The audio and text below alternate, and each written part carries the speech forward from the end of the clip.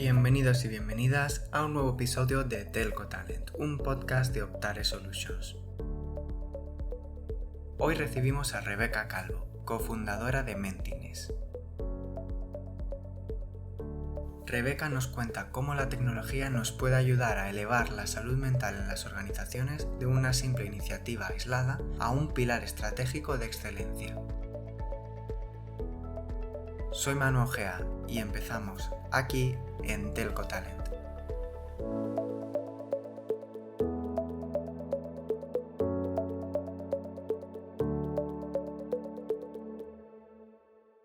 Muy buenas, estamos de vuelta y tenemos ya aquí a Rebeca Calvo, cofundadora de Mentines. ¿Qué tal, Rebeca? ¿Cómo estás? Muy bien, con muchas ganas de participar en esta super iniciativa. Pues muchas gracias por unirte. En los últimos años hemos visto cómo la conversación sobre salud mental ha ido ganando más espacio, también en el ámbito que vamos a tocar hoy, en el entorno laboral. Y en este ámbito, bueno, antes se limitaba como mucho a iniciativas concretas y ahora parece que está poco a poco cogiendo un lugar propio en la agenda de las organizaciones. Vamos a explorar eso contigo, vamos a explorar el por qué forma toma esto, pero me gustaría antes, Rebeca, repasar un poco tu trayectoria, porque tú partes de la psicología clínica, de la neuropsicología, tienes una carrera en ese sentido intensa, y en un momento determinado das el salto a co-creadora de Mentines, ¿no? Con un camino largo por el medio que ya nos contarás. Y eso, cuéntanos un poco cuál es la visión y la misión de vuestra compañía y qué te llevó a ti como profesional a dar ese salto. Mm.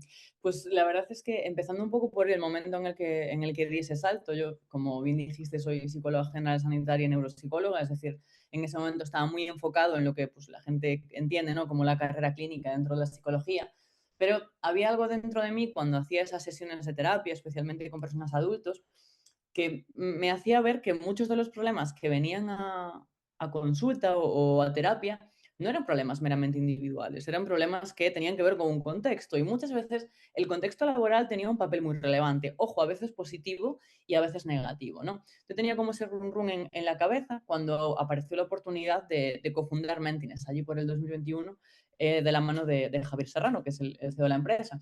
Y en ese momento la startup Mentines estábamos muy centrados en visibilizar precisamente la salud mental y en hacerla más accesible. Trabajábamos sobre todo desde esa parte de pues, cómo un equipo de psicólogos puede entrar en las organizaciones a hacer terapia y a mejorar el bienestar psicológico.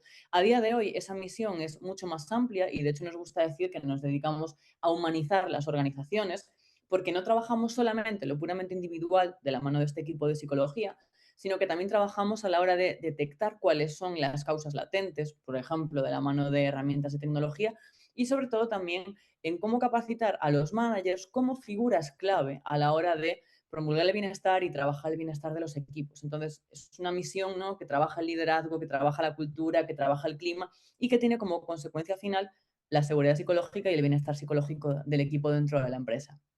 Mm, Claro, ahí detrás de lo que comentas hay una idea que es que no podemos entender la salud mental solo desde la perspectiva aislada de una persona en particular. Y ahí te preguntamos concretamente en el ámbito organizativo, ¿por qué es tan importante analizarla también desde sistema, cultura, liderazgo y todo lo que rodea al individuo en concreto? Pues es importante porque ya la propia definición de salud mental, si la mencionamos, no es una definición individual, sino que dice que es un estado de bienestar en donde la persona puede hacer frente a tensiones cotidianas, ¿no? Tensiones del día a día, y puede trabajar de manera productiva. Es decir, la productividad ya aparece en esta definición, porque al final los seres humanos no somos impermeables. Como bien mencionas, somos un sistema que está dentro de otros sistemas que están dentro de otros sistemas, ¿no? O sea, la pareja, la familia, los amigos, el trabajo, la sociedad, la cultura, la religión, un montón de sistemas, ¿no? Y aquí, dentro de estos sistemas, en este caso el laboral, estamos expuestos a estresores, pero también estamos expuestos a factores preventivos. Entonces, la salud mental es algo que afecta a cómo yo me relaciono con mi equipo, es algo a cómo mi manager se relaciona conmigo, afecta a cómo la empresa se comunica en términos de cultura. Digamos que es un poco como una pirámide, ¿no? Y no es un factor individual que yo entro en la oficina, me saco la mochila y queda fuera de la oficina todo lo que me ha pasado. Al revés, cuando estoy mal en el trabajo se nota y cuando el trabajo me afecta, en mi casa se nota, ¿no? Entonces, Ujú. digamos que es algo bidireccional, no existe tanto la línea de lo personal y lo laboral, se difumina mucho cuando hablamos de salud mental. Claro, y ahora bajando un poco al terreno más práctico, desde Mentines estáis en contacto muy estrecho con muchas compañías. Cuando trabajas con estas empresas, supongo que, bueno, te encuentras con todo tipo de estrategias en clave de bienestar. Desde Mm. tu experiencia, ¿qué tipo de iniciativas relacionadas con salud mental son las más habituales a día de hoy en las organizaciones? Pues mira, yo creo que ahí con la llegada de la pandemia se empezó a poner sobre la mesa la relevancia de la salud mental y después vino un poco una época en donde parecía que todo valía, ¿no? Y parecía que pues tener fruta en la oficina era una iniciativa de salud mental. A día de hoy yo creo que esto se ha dejado un poco atrás y se empieza a ver como algo más estratégico y ya no hay tantas compañías que se queden solamente con voy a hacer una charla por el Día de la Salud Mental y ya está, ¿no? Como que ya Ujú. hemos cubierto el cupo de iniciativas anuales. A día de hoy, de hecho, de la mano de la USC están desarrollando un estudio que habla de esto precisamente y que empieza en una pirámide de Maslow que nos dice lo primero que tenemos que hacer son protocolos. O sea, lo primero que tenemos que hacer si hablamos de salud mental es que exista un protocolo cuando ocurre algo grave, ¿no? Además de esto, tenemos que tener muy en cuenta toda la parte más de prevención. Es decir, hay una serie de estresores dentro del trabajo que no son solo la sobrecarga, a veces también es los horarios o la falta de conciliación, a veces también es la ausencia de comunicación o la falta de feedback, o también es, por ejemplo, el cómo mi manager se relaciona conmigo, ¿vale? Entonces, medir todo esto. Y después entramos ya en un terreno en donde gana peso esa área tan famosa de el reconocimiento, el refuerzo. La salud mental también es que a mí me des feedback para yo saber si estoy haciendo bien mi trabajo. Y la salud mental también es que me refuercen las cosas que están bien hechas para que se mantengan en el tiempo, ¿no? Entonces, las iniciativas completas a nivel de salud mental empiezan por protocolos de cosas feas, ¿no? Que a veces nos dan miedo y terminan con acciones que fomentan el propósito. Pero pasan por todos estos niveles. Si no, acabaremos teniendo un parche que queda bien a nivel de marketing, pero que a la hora de la verdad no nos va a dar un retorno. No vamos a poder medirlo, no vamos a poder trazarlo y por lo tanto, a ojos de muchos va a ser, bueno, algo de hippies, no buenistas, no tanto un tema estratégico. Ujú. Claro, en este ámbito, como decimos, bueno, las empresas llevan, perdón por la expresión, pero digamos que tomándoselo en serio relativamente poco tiempo. Tú mencionas la pandemia, ¿no? Y muchas veces entiendo que esto puede llevar a frustraciones, porque no siempre estas iniciativas pueden tener el impacto que quizás se esperaba desde un principio. ¿Cuáles dirías que son los errores o limitaciones más comunes cuando estas acciones no están bien implementadas o bien integradas en la estrategia global de la compañía?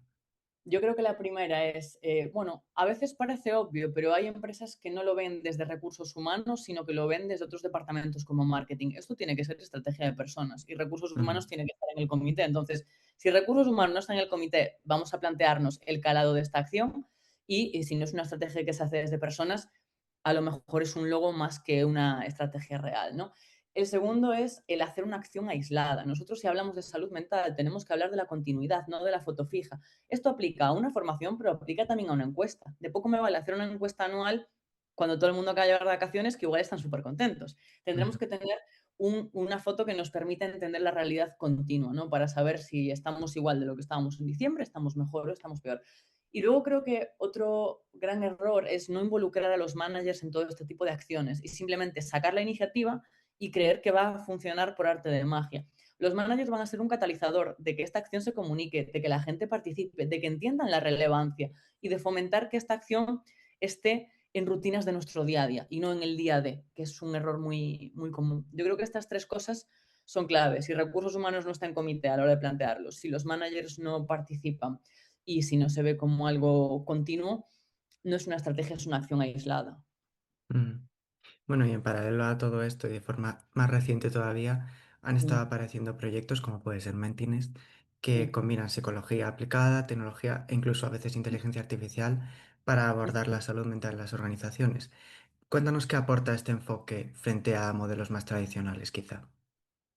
Aporta una manera de poder cumplir el método científico, de decir, vamos a medir lo que está pasando, vamos a tener una serie de hipótesis que queremos comprobar, por ejemplo, a la hora de entender por qué hay una rotación o por qué hay absentismos, entonces vamos a analizar una serie de variables de manera científica con una serie de encuestas, vamos a ver si yo cambio una serie de factores, como puede ser, por ejemplo, la comunicación de los managers o el liderazgo, cómo impacta esto y cuál es el efecto que tiene, si eso ha hecho subir, bajar, rotaciones, absentismo, etcétera.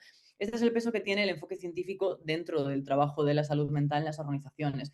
Y luego también está el hecho de que poder utilizar herramientas de tecnología hacen que las personas se centren en la estrategia y no tanto en la operativa, en tener que estar pendiente de hacer una encuesta o de a lo mejor formar a los managers a través de una única sesión cuando puedo hacerlo de manera constante con alguna herramienta que podemos proponer. Entonces, bueno, la tecnología ayuda con la operativa y así la persona puede poner toda la estrategia y toda la ética que hay detrás también.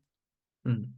Y mencionas que uno de los grandes retos suele ser pasar de esas intervenciones puntuales a un acompañamiento más continuo, más preventivo, una estrategia más sólida. ¿Cómo ayuda concretamente en ese sentido el uso de datos y la analítica a dar ese salto y que la intervención sea más sostenida en el tiempo? Pues nos ayuda porque nos pone un plan de acción, nos dicen dónde tenemos que poner el foco y pasamos de la idea de, no, en mi empresa el clima está bien, a decir, vale, hay un buen clima, pero quizás podemos fidelizar mejor a los juniors dándoles más feedback y a lo mejor a los seniors dándoles flexibilidad y a lo mejor lo que necesita el equipo de marketing es, no sé, un refuerzo por las campañas que ha hecho, no me lo invento. Entonces, Ujú, el dato te pone el foco en dónde tienes que trabajar. Y el resto de herramientas a nivel de tecnología que tú puedes usar, lo que hacen es dar esa continuidad. ¿Para qué? Para que tú, es como cuando vas al gimnasio, no vas un día al año a probar una máquina, sino que tienes un plan de acción con unos objetivos. La tecnología nos pone ese foco y nos permite tener esa continuidad a largo plazo e ir midiendo el impacto. Yo creo que uno de los grandes errores es cuando planteamos una acción aislada, no se va a convertir en estratégico porque tú no vas a saber el impacto, más allá de ha venido gente o no ha venido gente. Tú ujú, necesitas un plan a largo plazo, ¿no? Para entender qué fallaba, cómo lo hemos querido arreglar y qué impacto ha tenido en el corto, medio y largo plazo. ujú. Bueno, y en este sentido, uno de los grandes puntos de resistencia todavía en muchas compañías sigue siendo la cuestión de cómo conectar la salud mental con el negocio, ¿no? Todavía hay quien lo ve como un coste o algo difícil de justificar. Desde tu experiencia, ¿qué relación ves entre la salud mental y variables tan críticas como productividad, retención de talento o absentismo incluso? Mm. Si empezamos hablando de la productividad, a mí hay una, bueno, una metáfora, ¿no?, que me gusta mucho utilizar, que es, hay mucha gente que no lo sabe, pero los primeros síntomas que aparecen cuando una persona tiene estrés son lo que se llaman síntomas cognitivos, cosas como los despistes, el me das una dirección de correo, tengo que mandar y digo, uff, espera, ¿era Antonio o Antonio? No me acuerdo, no, repítemela. Ujú, Este tipo de señales son el efecto del estrés en el cerebro, ¿no?, en términos de neuropsicología. Claro, el estrés en el cerebro afecta a una cosa que se llaman las funciones ejecutivas, que es lo que nos permite abrir la agenda y priorizar, trazar un plan para llegar a un objetivo y a lo mejor prestar atención de manera sostenida en una reunión importante. ¿Tú dirías que una persona puede ser productiva si no es capaz de priorizar, si no es capaz de prestar atención y si no es capaz de hacer un plan para llegar a un objetivo? No. hacer que no. Claro, de hecho, las funciones ejecutivas son como el CEO de nuestro cerebro. Una Ujú, persona que está en una fase de estrés tiene a ese CEO un poco aturullado, entonces no puede ser productiva. Claro, cuando la gente ve esta analogía dice, vale, es que ya no es un me duele la espalda, tengo contracturas o he dormido mal, ya es un no ujú, soy capaz de priorizar qué es importante en este proyecto que se están jugando millones la empresa, ¿no? Entonces, con la productividad tiene una señal directa. Y con otros indicadores como la rotación o como el absentismo, yo siempre digo que el absentismo debería decirse los absentismos. No es lo mismo una persona que a lo mejor está de baja por paternidad o maternidad que otra que lo está porque se ha roto una pierna y está pendiente de una prueba médica para poder tener el alta, que otra que no va a trabajar porque tiene una dinámica negativa con su manager. O sea, son absentismos completamente diferentes. Hay una parte de ellos que no se pueden predecir ni prevenir. Si yo me quedo embarazada, tendré una baja de maternidad. Pero hay otra parte que sí, que es en donde la empresa sí puede hacer cosas. Ahí es donde se está perdiendo muchísimo dinero, en no trazar este tercer tipo de absentismo, de dónde viene y hacia dónde va. Y ahí es donde yo creo que los datos y esta parte, ¿no?, de tecnología y psicología tienen mucho que decir en la manera de entender a la empresa. Si no es fácil escandalizarse, hay mucho absentismo en Galicia. ¿De qué tipo? ¿No? ¿De dónde viene y ujú. hacia dónde va? Claro, y sobre eso te quería preguntar, para que estas iniciativas se consoliden en estrategias, suele ser clave poder medir su impacto. Entonces, ¿por qué es tan importante hablar de este retorno y de métricas concretas cuando abordamos la salud mental desde una perspectiva estratégica? porque es lo que a la hora de la verdad nos va a dar esa credibilidad dentro del comité. De hecho, nosotros muchas veces cuando planteamos acciones de medición lo vinculamos con una cosa que llamamos el dashboard financiero, que es, vas a hacer encuestas, genial, pero vincúlalo con este dashboard que te dice cuáles son las causas latentes detrás de las rotaciones, del absentismo, etcétera, porque es la forma que nosotros tenemos de trazar y al final no es magia, es estadística, es decir, cuando ocurren ciertos factores en una empresa, va a haber una tendencia que se llama rotación. Vamos a medir esos factores y, por lo tanto, cuando sepamos que han aparecido, vamos a poder anticiparnos, ¿no?, a esa rotación. Y esta es la forma que tenemos de convertir algo que parece intangible, porque hablamos de algo emocional, en algo muy tangible, como son los costes directos del absentismo o de las rotaciones. Y repito, no es magia, es hacerlo a través de estadística, método científico y un poco de estrategia de personas por detrás, claro. Mm. Bueno, y venimos hablando un poco de esto, pero para profundizar, si hay dos palancas que se repiten constantemente cuando hablamos de bienestar psicológico, son liderazgo y cultura. Entonces te preguntamos, ¿qué papel juegan concretamente primero los líderes y las líderes en la salud mental de sus equipos y hasta qué punto pueden convertirse, lo que decimos, en una palanca de mejora o por lo contrario incluso en un factor de riesgo? Pues al final es que la persona que es líder, ¿no?, que es manager, va a ser siempre o el catalizador o el amortiguador del bienestar.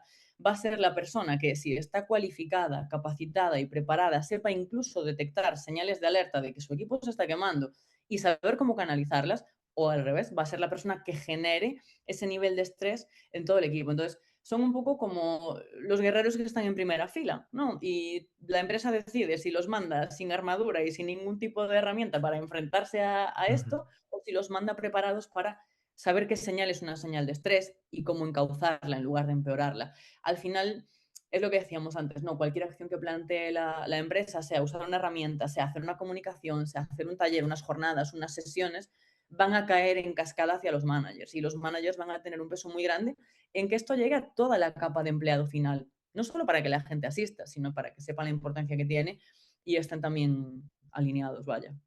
ujú. Y si ampliamos un poco más la mirada más allá de las personas concretas, ¿cómo Mm. influye la cultura organizativa y los valores de la empresa en el bienestar psicológico de las personas que forman parte de ella en el día a día, ¿no? De estas personas. Pues mira, hay una parte de la cultura que a mí me parece muy interesante, que es toda la parte implícita. Una cosa son los valores que nosotros tenemos en la web o lo que ponemos no visible en carteles en la oficina. Y Mm, otra cosa es el se premia al que se queda más horas de las que se debe. Cuando tú no sabes hacer algo y preguntas, se te riñe. Esta parte implícita. Entonces, la parte implícita de la cultura es lo que más mella acaba teniendo muchas veces en la salud mental de una persona. Porque dice, claro, es que yo tengo que salir a las 6, pero es que todos se quedaron hasta las 8. ¿Y yo qué hago? Me ujú, quedo. Me quemo y aún encima no lo digo, porque es parte de la cultura implícita esa idea, ¿no?, del esfuerzo. Entonces, tiene un papel muy importante, sobre todo con las cosas que no se dicen. Nadie diría en sus valores dentro de la web, aquí la cultura dice que te quedas hasta que acabas el trabajo y que la vida privada no existe. Nadie diría eso. En cambio, a lo mejor solo se premia a quien está hasta las 9 de la noche, igual siendo menos eficiente que el que se fue a las 4 porque ya terminó lo que tenía que hacer, ¿no? Entonces, ojo con la parte implícita de la cultura, que suele ser la que mella la salud mental un poco en la sombra. ujú.